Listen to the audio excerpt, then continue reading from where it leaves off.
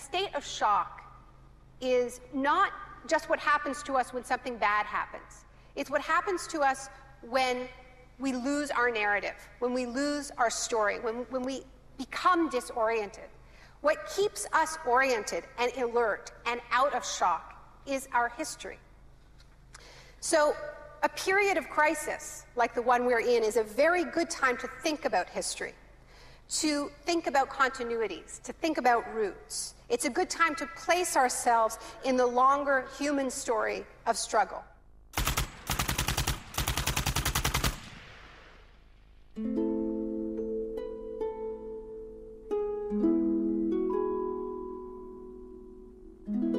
The story begins on June the 1st, 1951, when representatives of Western intelligence agencies secretly met with academics at Montreal's Ritz-Carlton Hotel. This meeting contributed to military-funded research into the effects of sensory deprivation at McGill University. Sensory deprivation really is a way of producing extreme monotony. It causes loss of critical capacity. The thinking is less clear. The subject complains that he can't even daydream. When you have college students that can't daydream, they're in a bad way. I began to think while we were doing our experiments that it's possible that something that involves physical discomfort or even pain might be more tolerable than simply the deprivation conditions that we studied. Hebb decided to stop work on the research. But I had no idea when I suggested that what a vicious weapon, potentially vicious weapon, this could be. These are the days and hours are the occasion. But experiments at McGill continued under the ambitious head of psychiatry, Dr. Ewan Cameron. What he did was much more than what we had done. We did our work strictly with the understanding that the subject could get up and walk out at any point he wished to, and some of them did. Cameron's patients were not so lucky. The Allen Memorial Institute, where he worked, began to resemble a macabre prison, where Cameron performed bizarre experiments on his psychiatric patients. Cameron wanted to de-pattern or wipe clean his patient's mind, so he could rebuild them from a blank slate. Janine Huard was a young mother of 4, suffering from postnatal depression. I used to shiver when they told me about, you're going to get a shock treatment tomorrow. I used to shiver. I was so scared of it.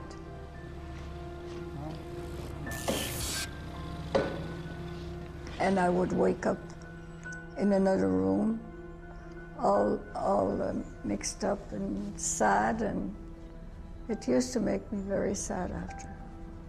You're just like a zombie walking around.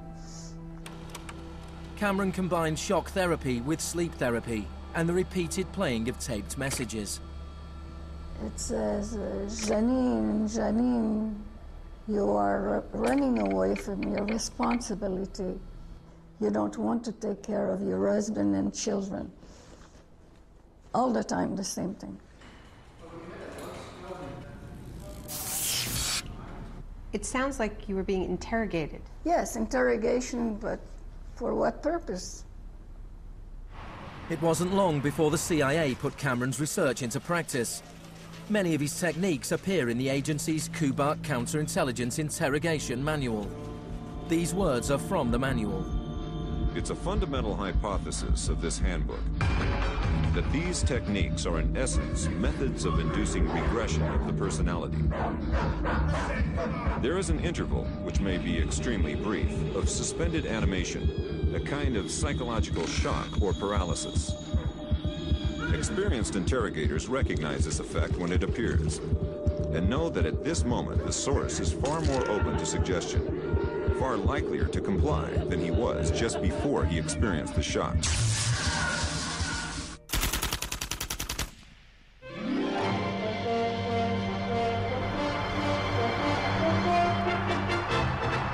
At the same time as Ewan Cameron was conducting his experiments in Montreal, an exponent of another kind of shock was working not so far away.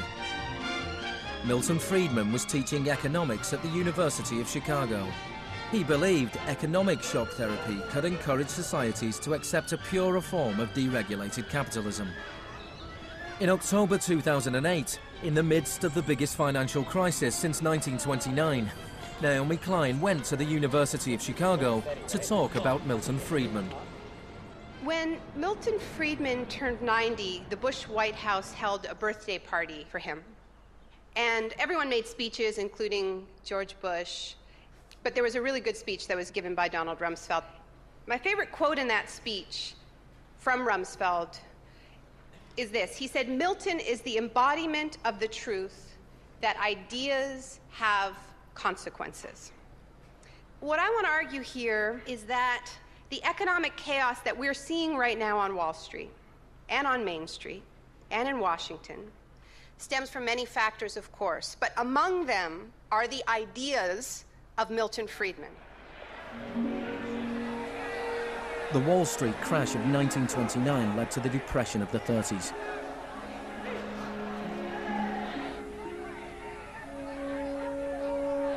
Central to Friedman's thesis was his opposition to the New Deal, announced by President Franklin Roosevelt in his inaugural speech.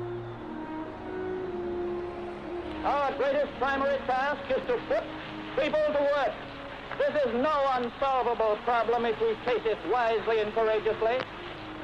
Let me assert my firm belief that the only thing we have to fear is fear itself. Influenced by the economist John Maynard Keynes, Roosevelt started a program of public employment to get people back to work. Today, depression is a fading memory. Millions of men and women have found employment, and with it, confidence and hope.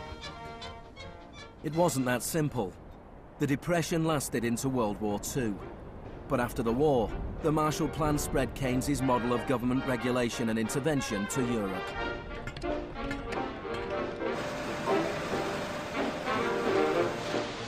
His principles were widely accepted, but not in the economics department of the University of Chicago. Millton Friedman from this university waged a war against the New Deal. Friedman was a member of a group called the Montpellier Society, led by the Austrian economist Friedrich von Hayek. They believed that if governments stopped providing services and stopped regulating markets, the economy would correct itself. In the 50s, they were seen as cranks, but over the last 30 years, their ideas have become the dominant economic doctrine. The thesis of the shock doctrine is that we've been sold a fairy tale about how these radical policies have swept the globe. That they haven't swept the globe on the backs of freedom and democracy, but they have needed shocks, they have needed crises, they have needed states of emergencies. Milton Friedman understood the utility of crisis. Only a crisis, actual or perceived, produces real change. When that crisis occurs, the actions that are taken depend on the ideas that are lying around.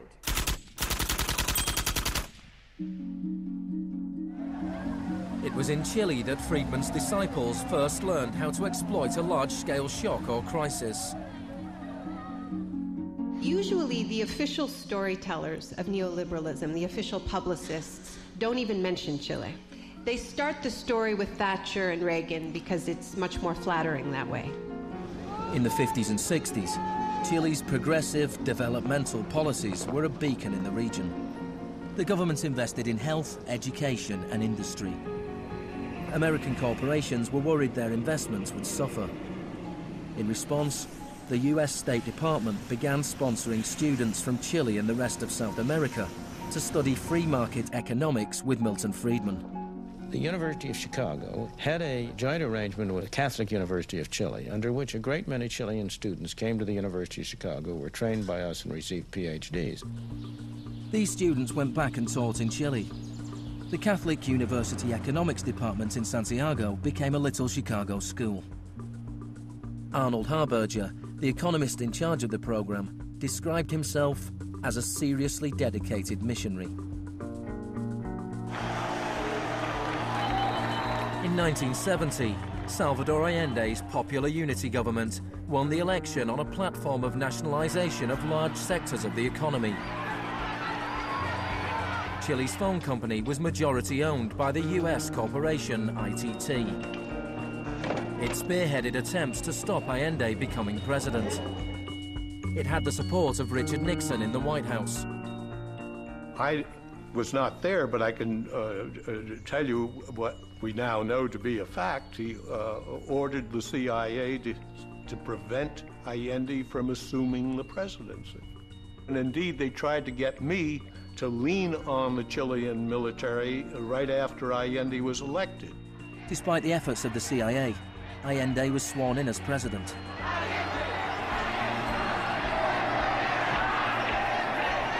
Richard Nixon ordered the CIA director to make the economy scream. Señor Nixon es presidente de Estados Unidos y yo soy presidente de Chile. Yo no tendré un término despectivo contra el señor Nixon mientras el señor Nixon respete al presidente de Chile. Preparations began for the military coup. The Chilean Chicago boys started work on a 500-page economic blueprint called the BRIC. With US funding, everything was done to destabilize the economy. Truck drivers went on strike, bringing factories and shops to a standstill. There was a failed coup attempt on June the 29th, 1973. And then on September the 11th, with General Pinochet leading the army, the assault began on the presidential palace.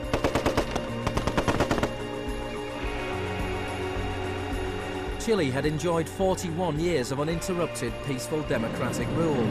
Now it was being violently overthrown.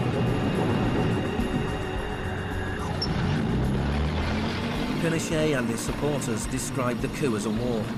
It was certainly designed to look like one. It was a Chilean precursor to shock and awe.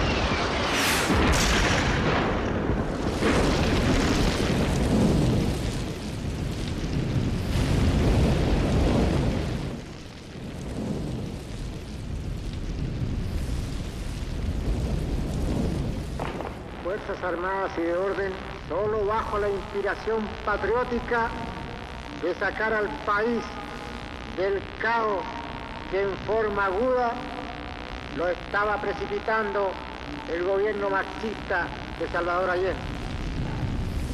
The Chicago boys delivered their economic blueprint, the BRIC, to Pinochet.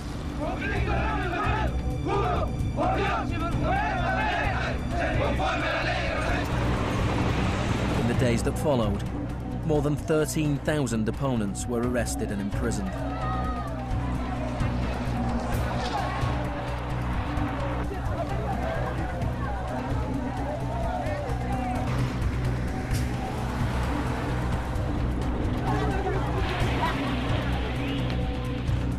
Thousands of prisoners were held in the National Stadium.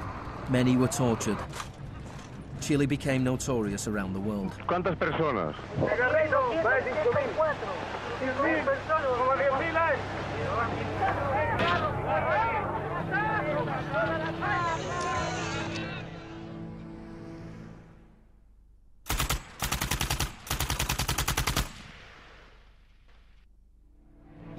At the beginning of November, 5,000 prisoners were released. The 900 they left behind were transferred to other detention centers.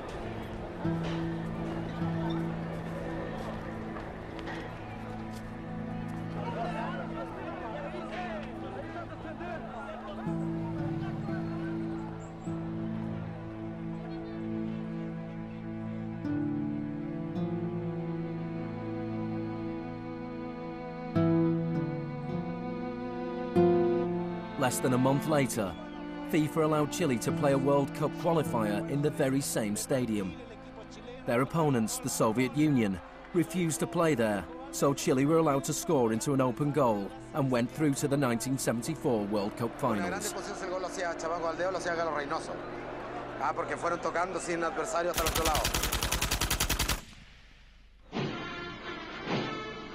With the population in shock, Pinochet imposed the policies recommended by the Chicago Boys. Removal of price controls, the sale of state companies, the removal of import barriers and cuts to government expenditure. Friedman later openly acknowledged the importance of the Chilean experiment. Here was the first case in which you had a movement toward communism, which was replaced by a movement toward free markets. It didn't work. A year later, inflation was 375% per year, the highest in the world. So in March 1975, Arnold Harberger and Millton Friedman flew into Santiago. He used a phrase that had never before been used in a real-world economic crisis. He called for shock treatment. He said that he was like a doctor that was going to help a country that was suffering an epidemic, and he was simply prescribing the medicine. Friedman wrote that General Pinochet was sympathetically attracted to the idea of a shock treatment, but was clearly distressed at the temporary unemployment it might cause.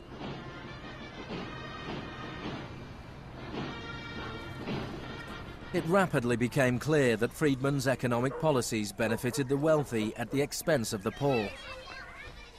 It was calculated that a family trying to live on the average wage had to spend 74% of its income on bread.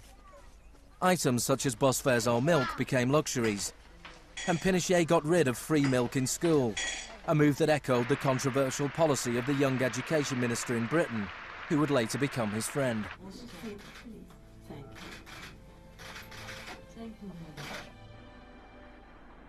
In order to enforce these economic policies, there had to be an enemy to fear. Tampoco creo yo que se haya triunfado totalmente sobre el marxismo. El marxismo es como un fantasma. Cuesta mucho tomarlo. Mejor dicho, no se puede tomar.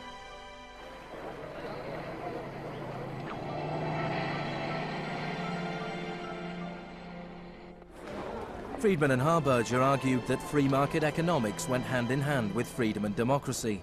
But in Chile, where their ideas were being implemented within the context of a military dictatorship, the opposite was true. Many in Latin America saw a direct connection between the economic shocks that impoverished millions of people and the epidemic of torture inflicted on those who believed in a different kind of society.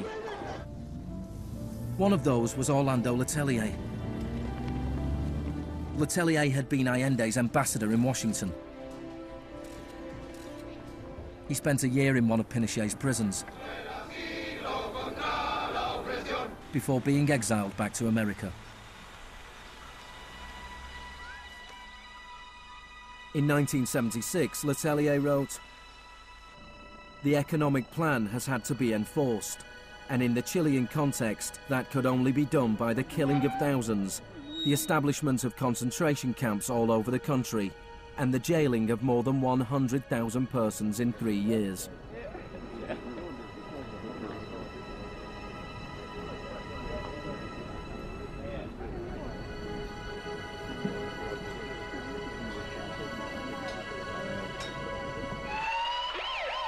Less than a month later, Letelier was killed by a car bomb. Good evening. A powerful bomb today tore through a car as it was driving along Washington's usually quiet Embassy Row. The Chilean was Orlando Letelier, who also had been foreign minister during the last months of the late Salvador Allende's Marxist regime. Richard Roth reports. Michael Townley, a member of Pinochet's secret police, was behind the bombing. He'd entered the US on a false passport with the knowledge of the CIA. Michael, buenas noches. Buenas noches, Pablo. La opinión del Poder Judicial chileno, ¿hay confianza en él? Mire, yo confío plenamente en la justicia chilena como patriota y luchador antimarxista y juntista por sobre todas las cosas. Despite his confidence, Townley was extradited to the US and convicted of Letelier's murder. Pinochet ruled Chile as a military dictator for 17 years, but in a frank interview, Harberger remained in denial. You cannot have a repressive government for long within a genuinely free economic system. In the same year as Orlando Letelier's murder, Millton Friedman was awarded the Nobel Prize for Economics. You people have such a distorted idea of what went on. Let me tell you some facts. Number one, I was offered 2 honorary degrees by universities in Chile before I went down. I refused to take them because those universities were being supported in part by public funds, and I did not want to appear in any way to provide any support to the political system in Chile. I'm not a representative of Chile. I'm not an advisor to Chile. I have no commitments to the government of Chile.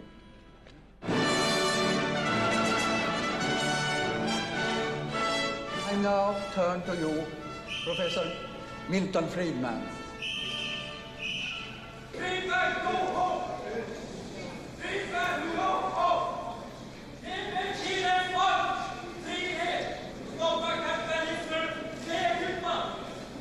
I am very sorry for this incident. It could have been worse.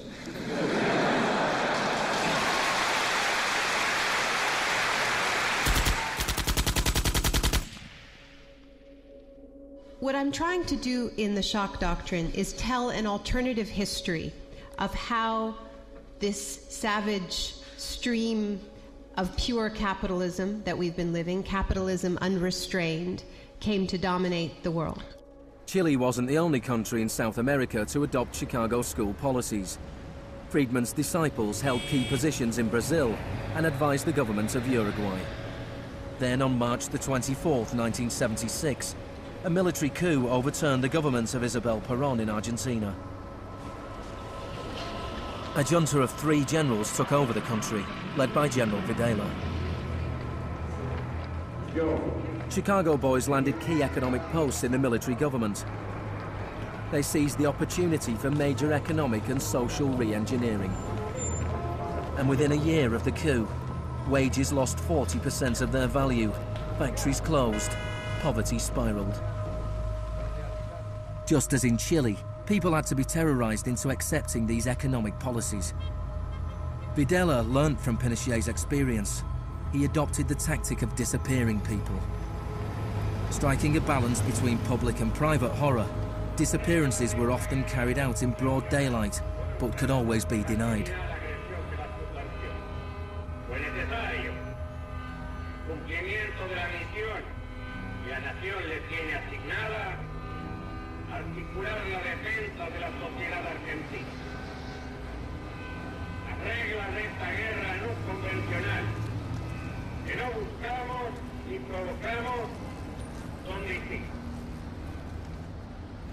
Many of the techniques used by the Chilean and Argentinian military had been learnt in the US-run School of the Americas. Torture techniques taught from rape to derobing to torture with pointed objects, breaking of extremities, poking eyes out, branding. In Latin America, there are various regimes which at the moment are abusing human rights. Political murder, torture, deportations, imprisonment without trial, using the techniques they may have learned in this establishment. You may be right. If you can say that the skills which we've taught here have been applied, I can't deny that. The use of torture of a known enemy soldier to gain some kind of military advantage, I think, is justifiable and smart. To go beyond that, to use torture techniques merely to intimidate people is completely wrong, unethical and immoral. But in Argentina and Chile, these techniques were not used just on soldiers or terrorists. They were used on students and union members. They were used on anyone who opposed the free market economic policies of the regime.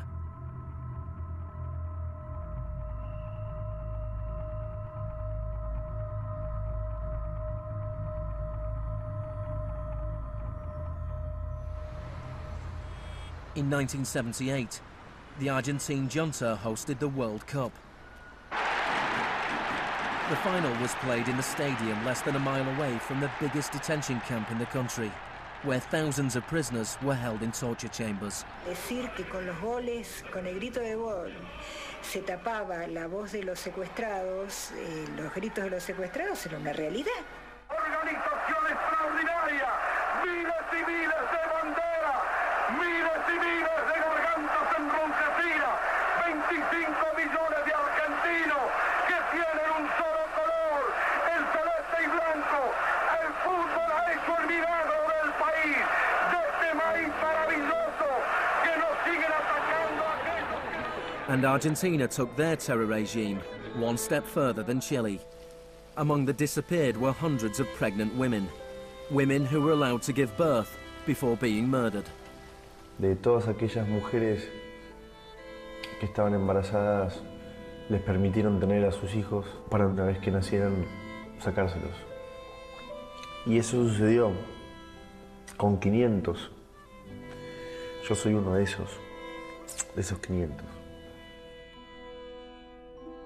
Those children, many of whom were raised by families connected to the military, were a powerful reminder of the junta's project to re-engineer an entire society.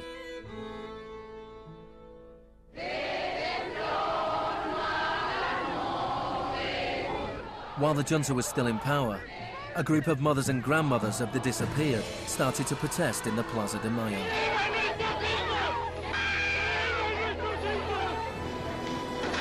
They turned detective, searching for the disappeared children. After the junta collapsed, some were found and reunited with their families. Occasionally they found remains. Mostly they found nothing.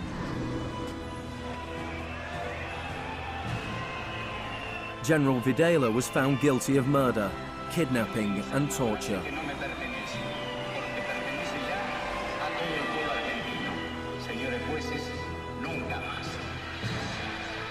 He was sentenced to life in prison.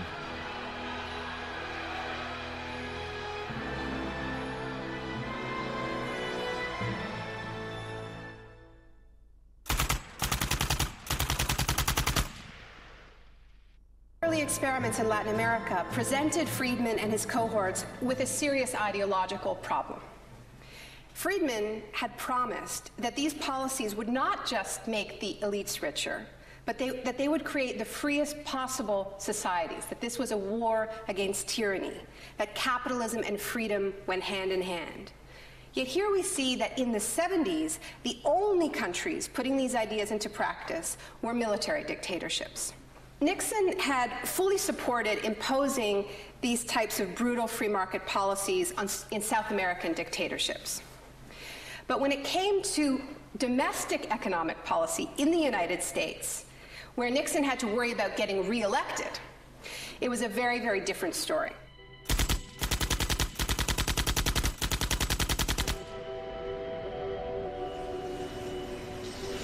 Friedman enjoyed a friendly relationship with Nixon. Several of his Chicago school colleagues and disciples were recruited to work for the government. Donald Rumsfeld was one of them. So help me God. Congratulations. Thanks. But in 1971, with the economy in a slump, Nixon turned his back on Friedman's ideas and imposed a wage and price control policy.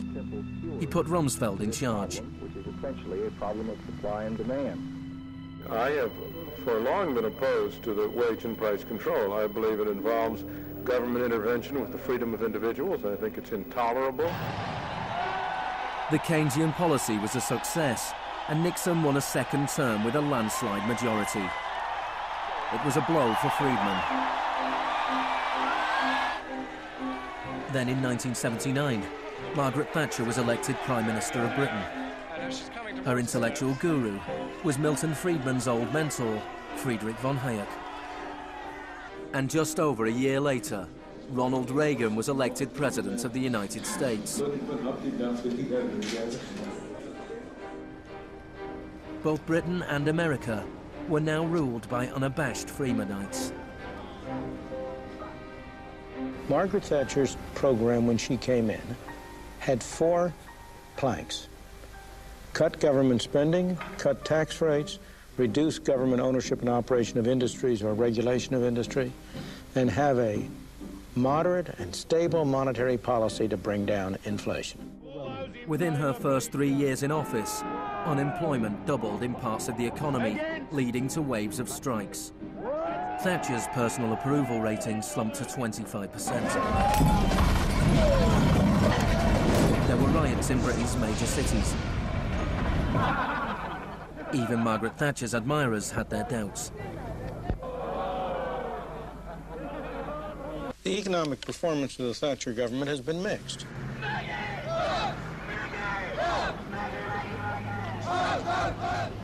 To those waiting with bated breath for that favorite media catchphrase, the U-turn, I have only one thing to say. U-turn if you want to. The ladies not for turning.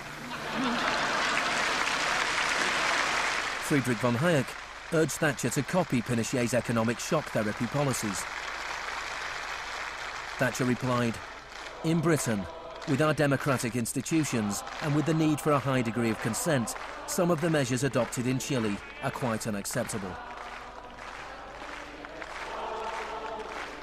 Thatcher's profound unpopularity seemed to be proving once again that free market fundamentalism was simply too unpopular, too directly harmful to too many people to survive in a democratic state where governing requires getting the consent of the governed, unlike a military dictatorship.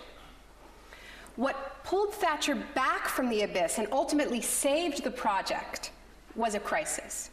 Indeed, it was the ultimate crisis. It was a war. We are here because for the first time for many years, British sovereign territory has been invaded by a foreign power. The government has now decided that a large task force will sail as soon as all preparations are complete. HMS Invincible will be in the lead. Most people in Britain had never even heard of the Falklands. But when Argentina invaded the small group of islands thousands of miles away in the South Atlantic, Thatcher seized her opportunity to prove her credentials as the Iron Lady. Gentlemen, I've just heard that the white flag is flying over Stanley. The war was over in less than 3 months. As the troops returned to Britain, a wave of patriotic celebrations swept the country. Thatcher won the 1983 elections with a massive majority. She could now push through a form of the economic shock therapy witnessed in Chile.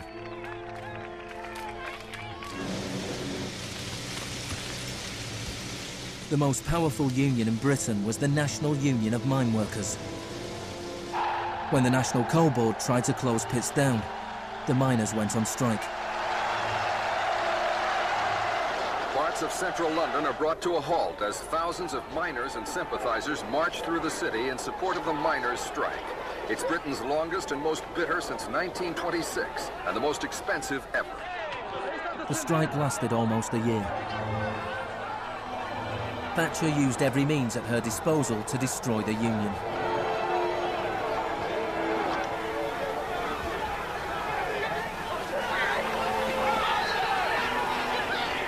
Eventually, the miners were defeated. Thatcher used this victory to bring the Chicago school revolution to Britain. A series of glossy commercials promoted a massive program of privatizations. Thatcher sold off the steel industry, water, electricity, gas, telephones, airlines, oil. Public housing was sold off. Council services put out to tender.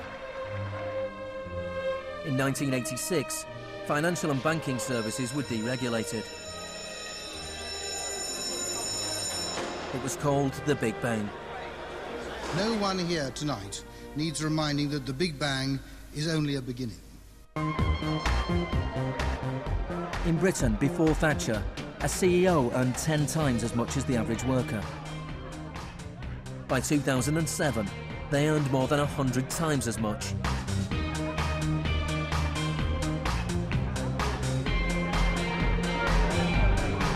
In the US, before Reagan, CEOs earned 43 times as much as the average worker. By 2005, they earned more than 400 times as much. Friedman openly acknowledged the importance of Thatcher and Reagan in the spreading of Chicago school policies around the world. The coincidence of Thatcher and Reagan having been in office at the same time was enormously important for the public acceptance worldwide of a different approach to economic and monetary policy. Thank you very much. What I'm describing now is a plan and a hope for the long term. The march of freedom and democracy, which will leave Marxism, Leninism on the ash heap of history as it has left other tyrannies which stifle the freedom and muzzle the self-expression of the people.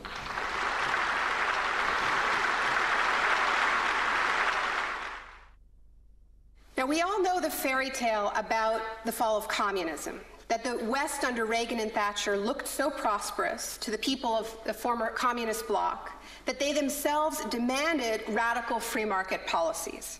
Now, this really is a fairy tale. It is true that people who had been living under authoritarian communism genuinely wanted democracy, and it's also true that people wanted to be able to go out and buy blue jeans and have Big Macs. That is true. But that does not mean that they wanted the kind of Wild West capitalism of oligarchs gone mad and no social protections that so many Eastern Bloc countries actually ended up with and suffer under to this day. Thatcher had done everything she could to break the power of the unions in Britain. But in 1988, she went to Poland to show her support for the workers' union Solidarity. How do you see the process from where you are now to where you want to be? Strikes in Poland led to Solidarity being allowed to contest a general election in June 1989. This triggered a wave of demonstrations throughout Eastern Europe.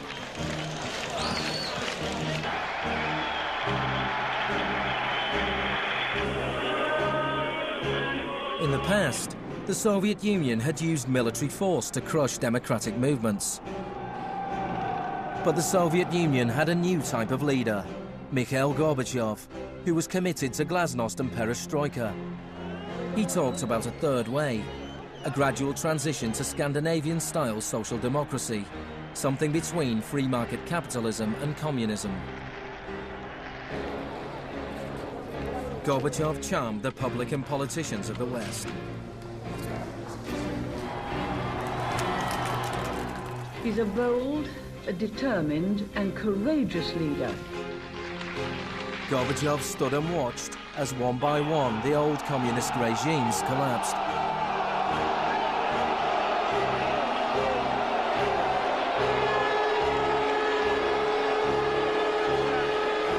At the end of the year, the most famous symbol of the division of Europe came tumbling down.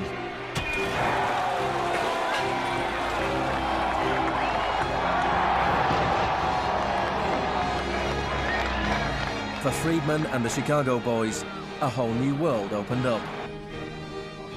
In the Soviet Union, Gorbachev was hoping to gradually reform the Russian economy. In 1991, Gorbachev was invited to the G7 summit in London. He was hoping for financial support for his gradual economic reforms.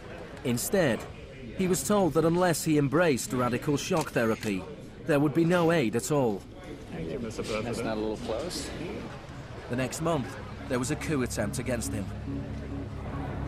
A group of Communist Party hardliners placed Gorbachev under house arrest in his holiday home in the Crimea. Tanks surrounded the White House, the Russian parliament.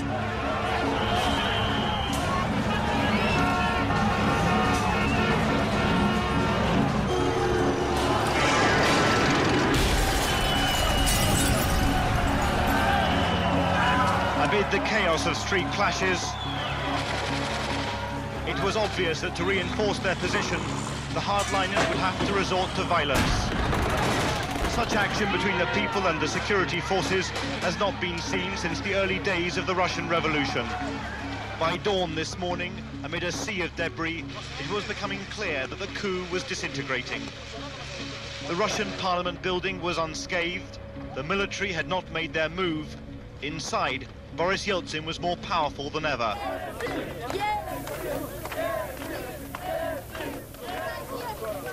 This was Yeltsin's finest hour.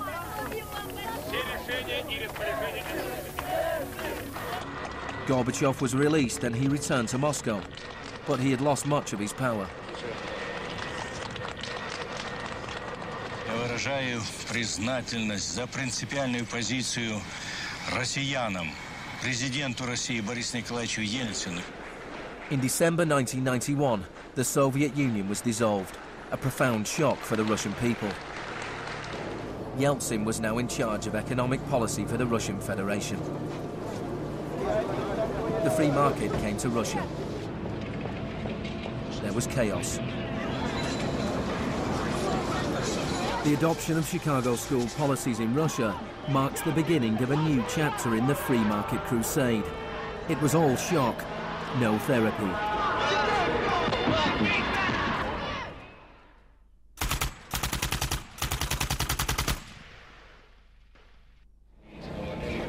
Despite the public efforts to promote popular capitalism, the reality was a small handful of businessmen made vast fortunes. State industries were sold off at bargain basement prices. The Russian press dubbed Yeltsin's advisors the Chicago Boys.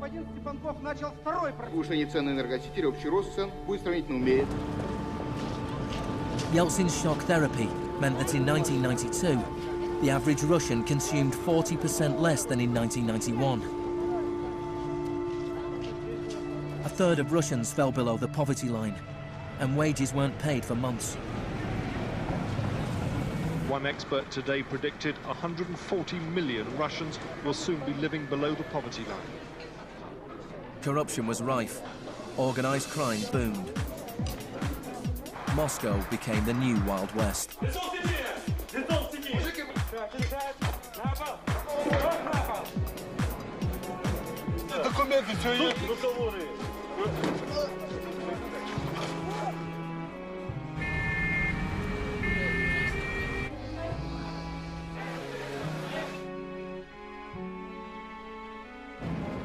The majority of Russians opposed the Chicago Boys' radical vision for their country.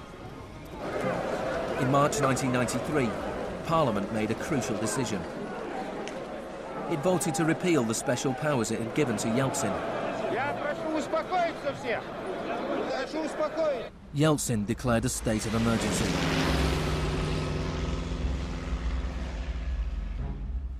The Constitutional Court ruled that it was illegal.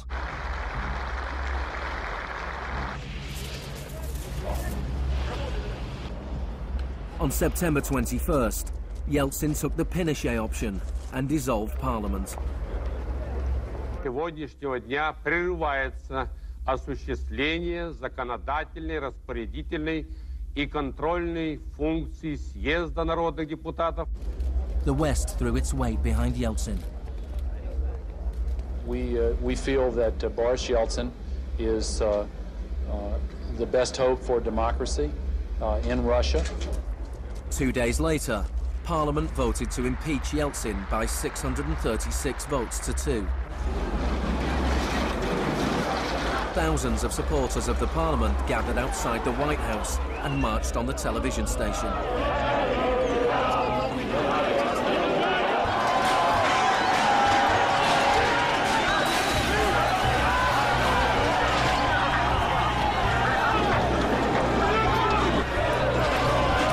It looked like the supporters of Parliament were winning. Yeltsin flew back to Moscow from his holiday home.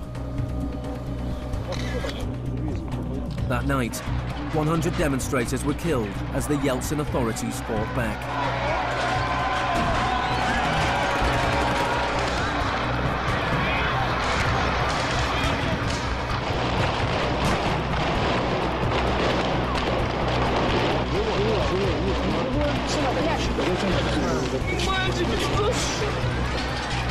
On the 4th of October, he ordered troops to storm the White House, shelling the very building he had defended 2 years earlier. Они убийцы, ты понимаешь или нет?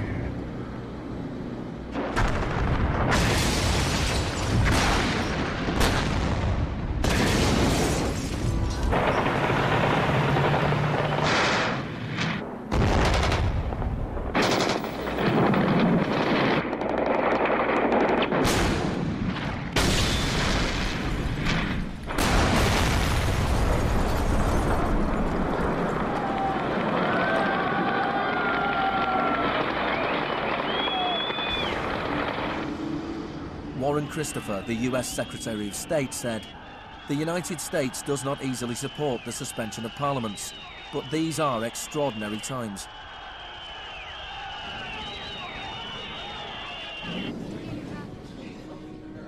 Yeltsin now had absolute power. With the advice of his Chicago boys, he ruled through a form of crony capitalism. Even more state industries were sold off, creating a new class of billionaire businessmen with huge political influence, the oligarchs. By 1998, 80% of Russian farms were bankrupt and 70,000 state factories were closed. In 8 years, the number of people living in poverty increased by 72 million.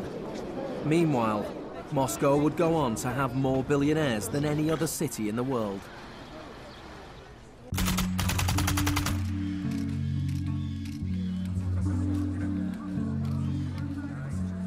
Good afternoon. Thank you for coming. Today it is my honor to announce that I'm submitting the name of Donald Rumsfeld to be Secretary of Defense. I look forward to serving our country again. Rumsfeld had been Secretary of Defense before under Gerald Ford.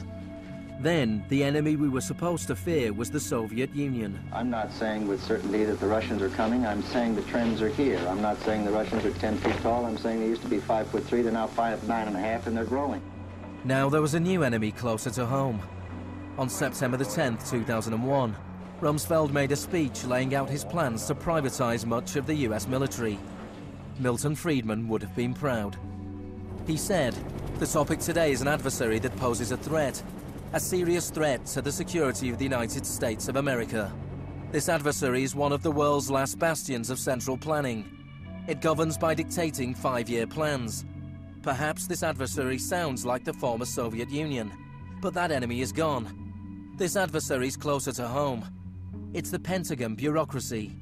Today, we declare war on bureaucracy." The next day, American Airlines Flight 77 crashed into the Pentagon, killing 184 people.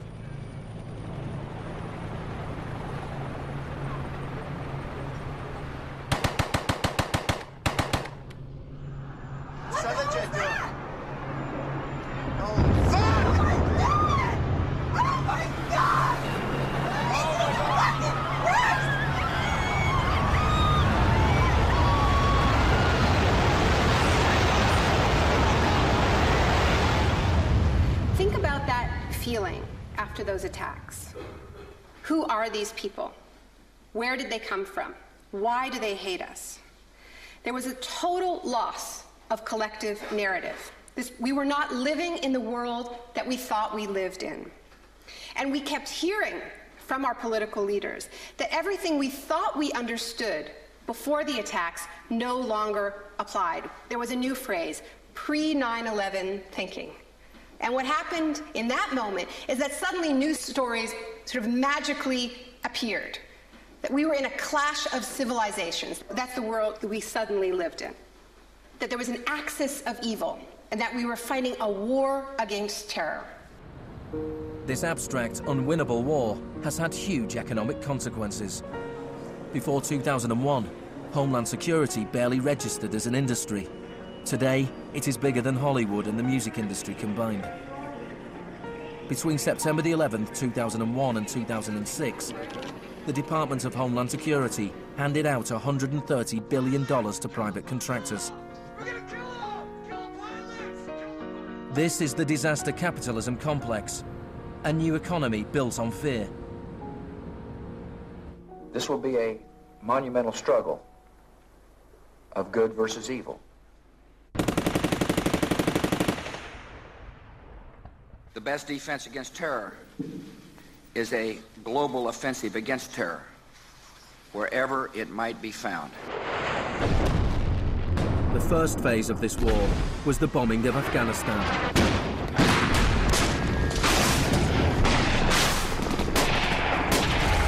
The Taliban government was quickly overthrown. The aftermath of the war was more complicated.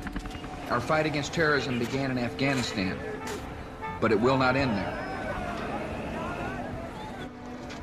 We're primarily looking at detainees that we can use. We're collecting intelligence.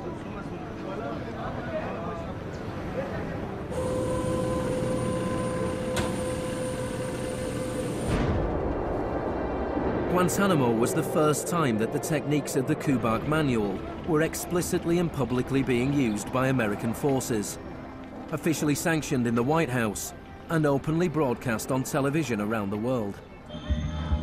Isolation, both physical and psychological, must be maintained from the moment of apprehension. The capacity for resistance is diminished by disorientation. Prisoners should maintain silence at all times. They should never be allowed to speak to each other. 3 of the prisoners were Asif Iqbal, Ruhal Ahmed and Shafiq Rasool from Tipton in England. They spent more than 2 years in Guantanamo before being released without charge. Mentally, yeah, you couldn't speak to nobody, you couldn't do nothing, you couldn't stand up. And just sitting there, you'd be in your thoughts all the time thinking, what the hell's going on, where the hell am I? And we're going to be staying here for the rest of our lives, and we're going to be going back home. Will we ever see our family again? Of the 779 prisoners that have been held in Guantanamo Bay, only 3 have ever been convicted of any offence.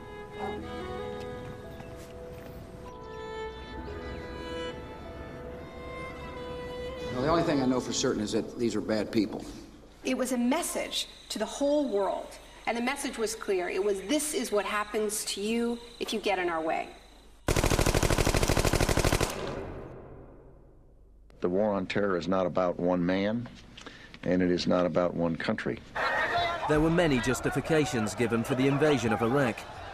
But if the US had really wanted to attack a country where the leaders of Al-Qaeda were thought to be hiding, which had nuclear weapons and was selling nuclear technology to other countries, then Pakistan would have been the obvious choice. It had close connections to the Taliban and was being run by a military dictator. Instead, George Bush chose to target Iraq, a country with the 3rd largest oil reserves in the world.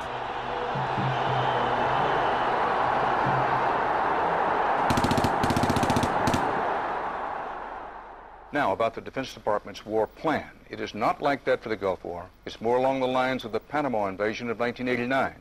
CBS News has been told it would start on what's called A-Day. A as in airstrikes. Airstrikes so devastating, they would leave Saddam's soldiers unable or unwilling to fight. The idea is to rain down the thunder so hard as to create, quote, shock and awe. If the Pentagon sticks to its current war plan, one day in March, the Air Force and Navy will launch between 300 and 400 cruise missiles at targets in Iraq. More than were launched during the entire 40 days of the first Gulf War. The sheer size of this has never been seen before, never been contemplated before. Harlan Ullman is one of the authors of the shock and awe concept, which relies on large numbers of precision-guided weapons. So that you have this simultaneous effect, rather like the nuclear weapons at Hiroshima, not taking days or weeks, but in minutes.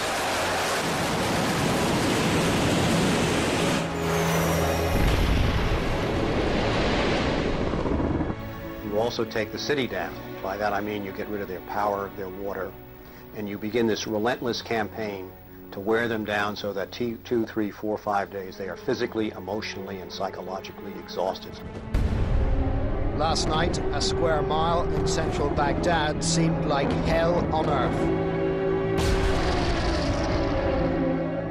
During the first wave of the bombing, the citizens of Baghdad suffered a version of the sensory deprivation described in the Kubark Manual. In the chaos that followed the overthrow of Saddam Hussein, the US did little to stop the looting. Some US officials even thought it gave them a head start on dismantling the Iraqi state. John Agresto, Director of Higher Education Reconstruction, said he saw the looting of schools as the opportunity for a clean start. In fact, before sanctions, Iraq had the best education system in the region. 89% of Iraqis were literate.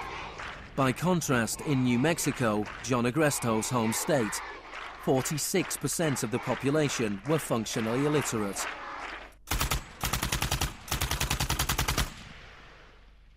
In Iraq, you had three distinct forms of shock that were all working together and reinforcing each other.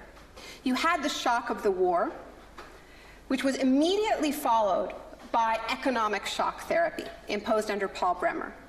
And as resistance to that economic transformation, that very rapid economic shock grew, you had the shock of enforcement, including torture. Three different kinds of shock.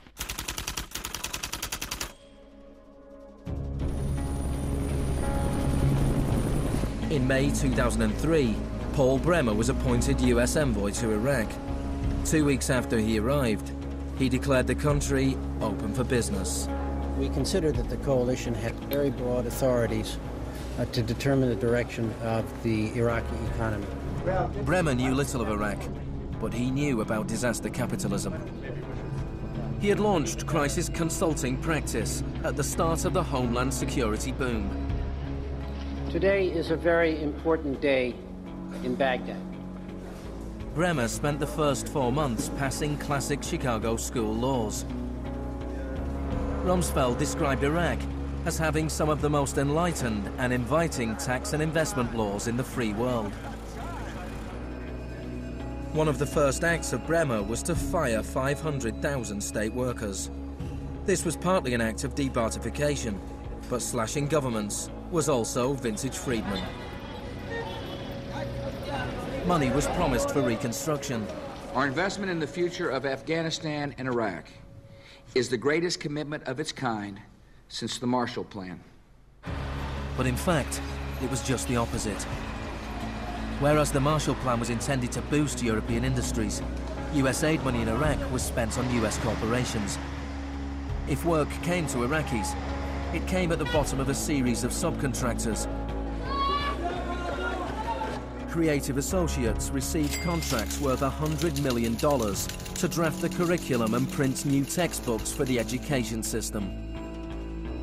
Management and technology consultant Bearing Point was awarded contracts worth $240 million to build a market-driven system in Iraq. North Carolina-based RTI received contracts worth $466 million to advise on bringing democracy to Iraq. And Halliburton was awarded $20 billion in cost-plus Iraqi contracts. Parsons was handed $186 million to build 142 health clinics. Only 6 were ever completed. And basic electricity and water supplies hardly improved, despite billions being spent in the first 4 years. We're going to succeed here, and when we succeed here, we will have done something important, not just for 25 million Iraqis. We will have done something that serves Western interests in this whole region. Even the new Iraqi currency was printed abroad. Let me show you an example of these notes.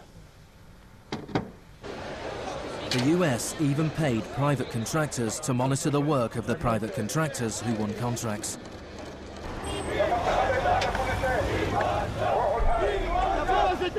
I was in Baghdad in 2004, and this is the period when bombs started to go off regularly in Baghdad. In fact, the night that I arrived, a bomb went off very near our hotel.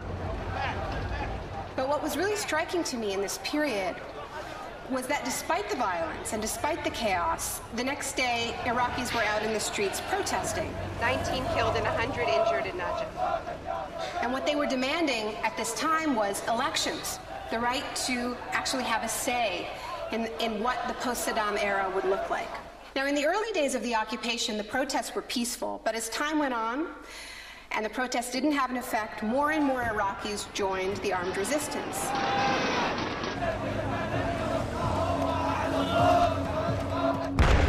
The violence spun out of control.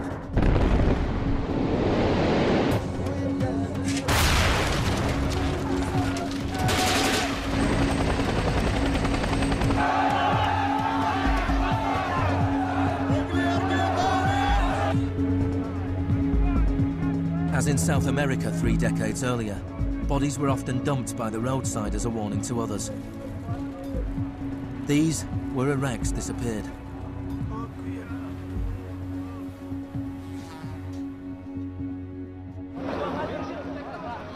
Extremely aggressive measures were needed to suppress the opposition.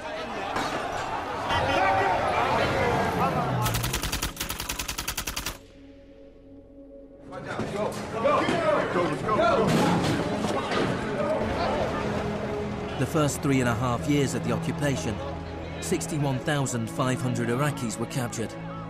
By spring 2007, 19,000 remained in custody.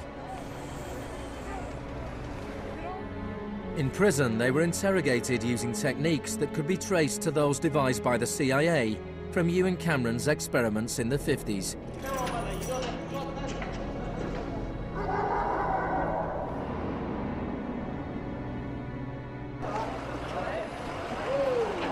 According to the Red Cross, US military officials admitted that between 70 and 90% of arrests in Iraq were mistakes.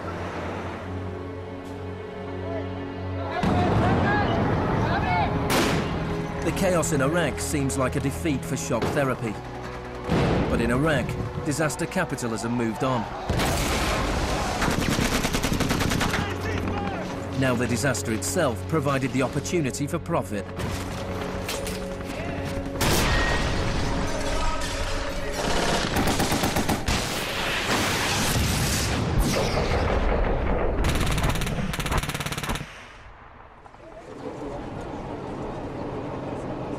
US military spending has almost doubled since 2001, nearing $700 billion per year.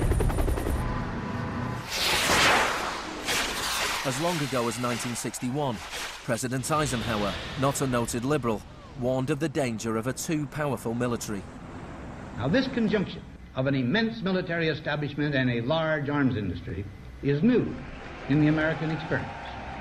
We must guard against the acquisition of unwarranted influence, whether sought or unsought, by the military-industrial complex. We must never let the weight of this combination endanger our liberties or democratic processes. The war in Iraq is the most privatized war in modern history. The Green Zone in Baghdad is an extreme version of what is happening around the world. A privatized, secure world protected from the chaos outside.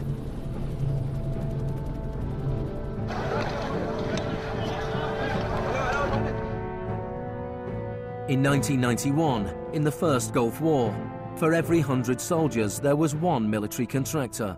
In 2003, at the beginning of the war in Iraq, for every 100 soldiers, there were 10 contractors. By 2006, for every 100 soldiers, there were 33 contractors. A year later, for every 100 soldiers, there were 70 contractors. By July 2007, there were more contractors than soldiers in Iraq.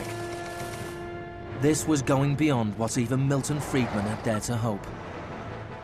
The only things I would not denationalize are the armed forces, the courts, and some of your roads and highways. One of the most high-profile contractors was Blackwater USA.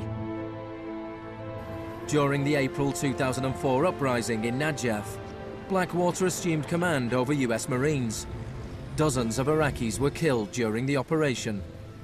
The US had indemnified the private contractors against any Iraqi laws, so they were operating in a law-free bubble, a little like Guantanamo. I asked your Secretary of Defense a couple months ago what law governs their actions. Mr. I was going to ask him. Go ahead.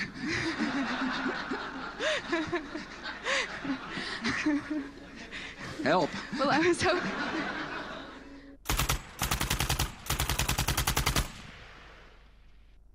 Just as Cameron's shock therapy left his patients confused and broken, so the multiple shocks inflicted on Iraq reduced the country to a lawless, violent, sectarian mess. By the time of Saddam Hussein's execution in 2006, 1,000 Iraqis were being killed each week.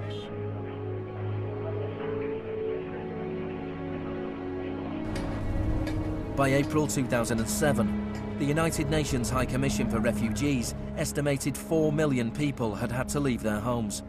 Hundreds of thousands of Iraqis had died. I think the historians will write very clearly that we did a great and noble thing here.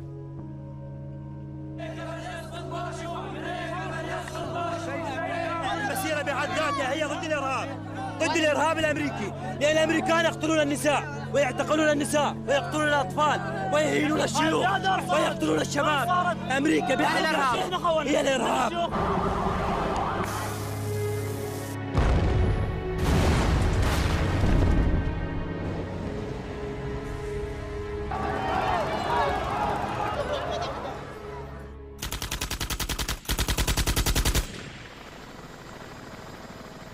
When Hurricane Katrina hit New Orleans in August 2005, the world was shocked to witness a sort of disaster apartheid.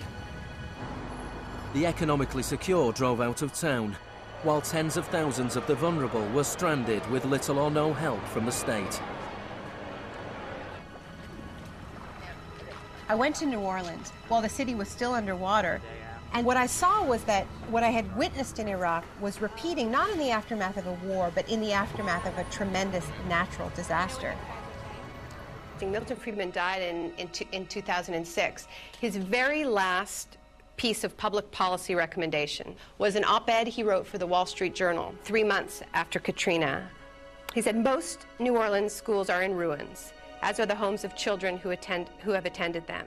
The children are now scattered all over the country.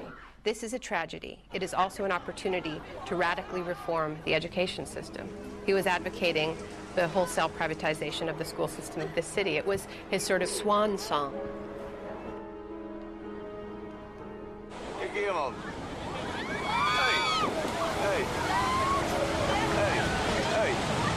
I'd witnessed a similar process in Sri Lanka in the aftermath of the 2004 tsunami. People who lived on the beaches for generations were prevented from returning so that the land could be privatized and sold off to luxury hotels.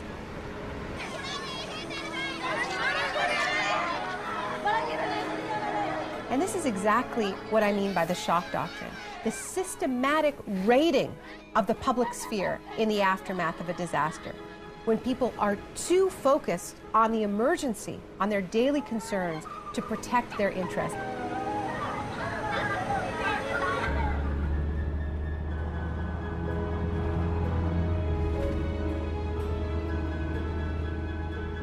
Maybe the first act of resistance is to refuse to allow our collective memory to be wiped. In 2008, Naomi Klein visited Villa Grimaldi with Isabel Morel, the widow of Orlando Letelier. Villa Grimaldi is a memorial to the cruelty of the Pinochet regime and to its eventual defeat. Villa Grimaldi fue el principal centro de tortura mientras se buscaba implementar la política de shock económico. Esta es la que tú señalas en el libro como las casas de uno por uno donde estaban los detenidos en Villa Grimaldi. It's not that I loved Pinochet, but I think that he was our teacher in many things. We learned about evil.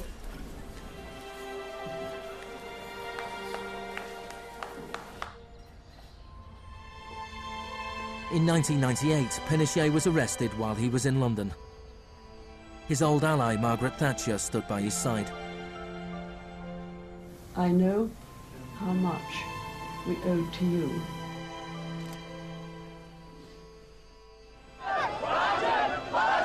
It took 30 years for the economic experiment originally test-driven by Pinochet to make its way around the globe to Iraq.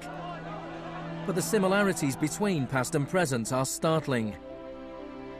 between Pinochet's concentration camps and Bush's Guantanamo detention center, between the disappeared in Chile and those in Iraq, between the experiments of Ewan Cameron and the torture meted out on the prisoners of Abu Ghraib. These are the days and hours. He erased all the past. That's why he gave electroshocks. All the past from the patient, and he would implant some new ideas. But Janine resisted. In 1988, the CIA agreed to pay compensation to Janine and other victims of Ewan Cameron's experiments. Janine, are you proud that they tried to break you and that you have fought so hard and won? In a way I am. In a way I am.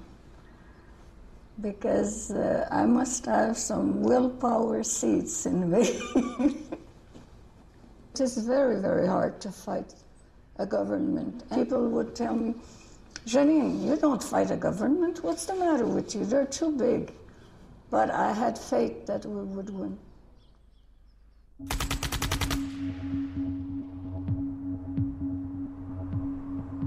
It is in the nature of unregulated markets to be volatile.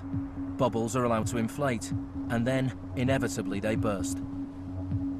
Since the deregulation of the Big Bang in the 80s, there have been a number of market shocks.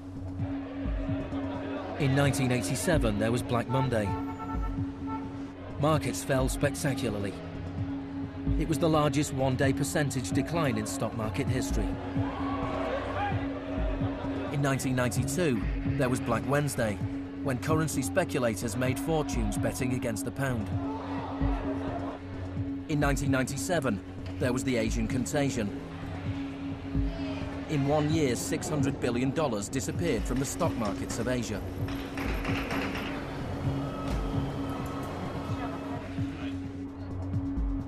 And then, in September 2008, the financial markets imploded. The market is not functioning properly. There has been a widespread loss of confidence.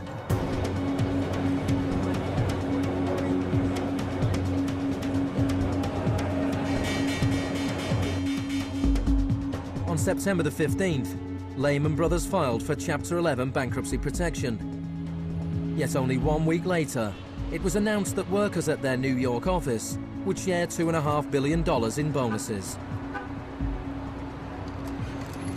It is estimated that Wall Street firms paid $18.4 billion in bonuses last year, the year of the crash.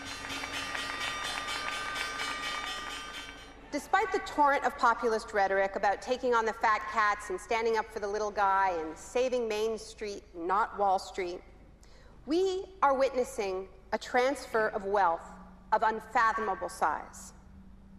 It is a transfer of wealth from public hands, from the hands of government, collected from regular people in the form of taxes, into the hands of the wealthiest corporations and individuals in the world. Needless to say, the very individuals and corporations that created this crisis. We are in the midst of a once-in-a-century credit tsunami. I found a flaw. I don't know how significant or permanent it is, but I've been very distressed by that fact. In the United States, it was the financial crisis that secured Obama's victory. Americans wanted to change course. Hello, Chicago!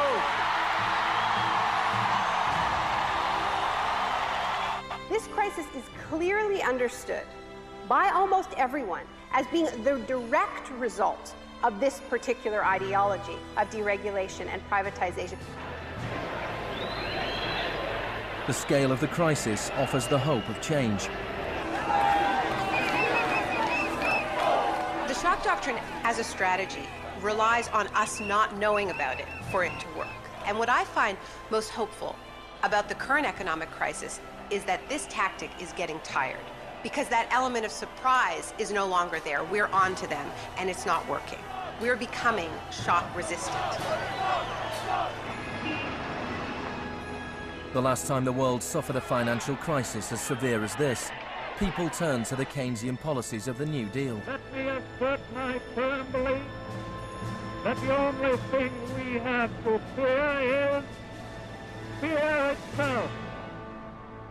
More than 1 million people came to Washington to hear Obama's inauguration speech. Many journalists made comparisons with FDR. Now, there's been a lot of talk recently about comparing Obama to Franklin Delano Roosevelt.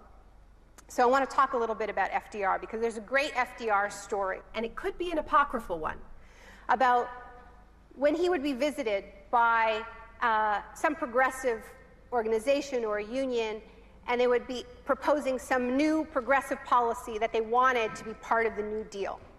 And he would hear them out, and he would listen to them, and then at the end he would say, "Now go out there and make me do it." And they did.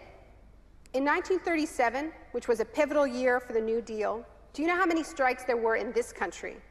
4,740 strikes, lasting an average of 20 days. Do you know how many strikes there were in 2007? 21. Now, the other reason to remember this history of struggle is that it tells us something very important, something that we need to remember at this moment when so much is at stake. It teaches us that if we want responses to this economic crisis that leave us with a world that is healthier, that is more just, that is more peaceful, we are going to have to go out there and make them do it. Thank you.